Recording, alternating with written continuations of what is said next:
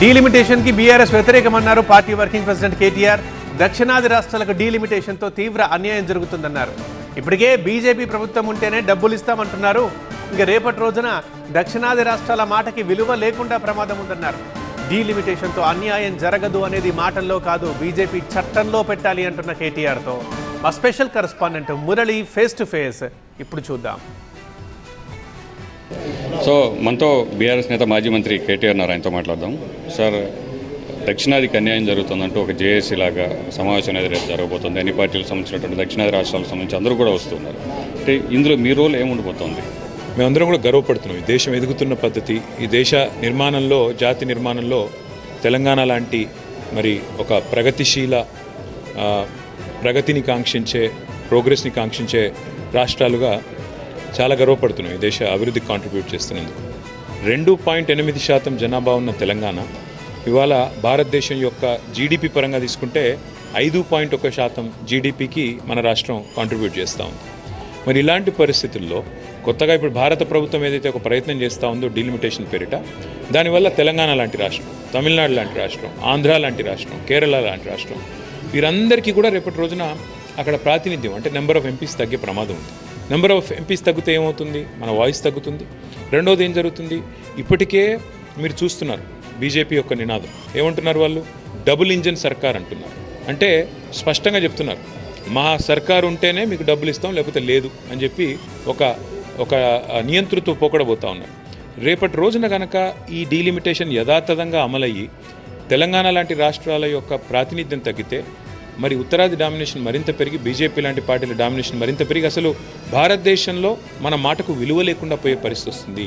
నిధుల విషయంలో కానీ, రాజ్యాంగపరమైన హక్కుల విషయంలో కానీ, రేపటి రోజున మన భారతదేశంలో ఏం జరగాలి అనే విషయంలో కూడా మన గొంతు కూడా రేపు అవకాశం ఉండదు. అందుకే కానీ ప్రాథమికంగా ఈరోజు ప్రస్తుతం ఏదైతే ప్రతిపాదించబడ్డ డీలిమిటేషన్ ఉందో దీన్ని మేము ప్రాథమికంగా ఇన్ ప్రిన్సిపల్ వ్యతిరేకిస్తున్నాం. ఎందుకంటే మన గొంతు నొక్కడం, ఎవరైతే కుటుంబ నియంత్రణ పాటించిన రాష్ట్రాలని మరి రేపటి రోజున మాకు ప్రాతినిధ్యం లేకుండా చేయడం, తగ్గించడం అంటే ఇది అన్యాయం. కాబట్టి ప్రాథమికంగా వ్యతిరేకిస్తున్నాం. We are oppose to it in principle. తెలంగాణలో కాంగ్రెస్ ఒక అఖిలపక్ష సమావేశం ఏర్పాటు చేస్తే అటెండ్ కాలేదన్నటువంటి మాటలకు విమర్శలు మీరేం చెప్తారు? కాంగ్రెస్ చేతులు ఏముంది?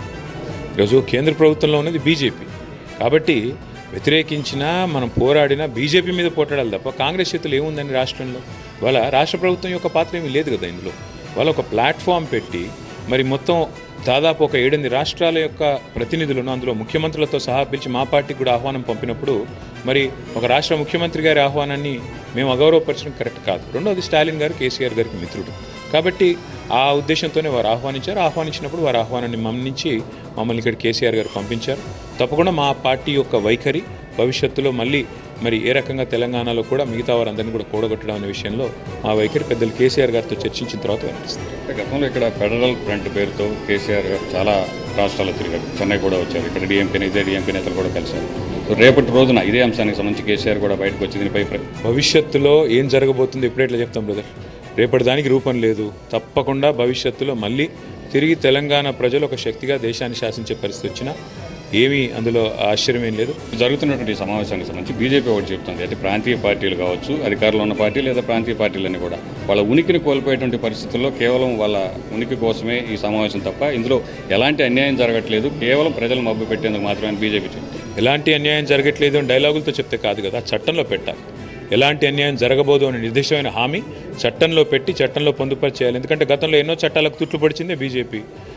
11 ఏళ్ల కిందట ఆంధ్రప్రదేశ్ పునర్విభజన చట్టంలో స్పష్టంగా పెట్టారు, డీలిమిటేషన్ చేయాలి, కొత్త సీట్లు పెంచాలి తెలంగాణలో, ఆంధ్రాలో. పాటించిందా బీజేపీ?